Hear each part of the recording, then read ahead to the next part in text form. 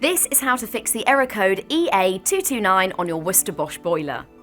If it's displaying an error code, it simply means there's something wrong with your boiler.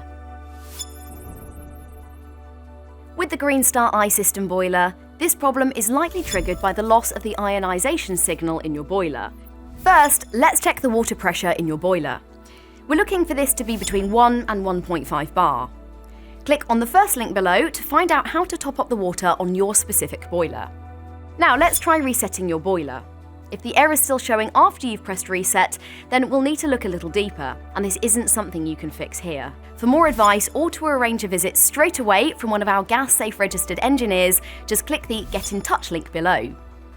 If the error code is no longer showing, it may still be worth looking at the root cause. If you haven't had a service in the last 12 months, then we would advise booking a visit through the link below, as this may help to identify the original issue and avoid any further damage to your boiler.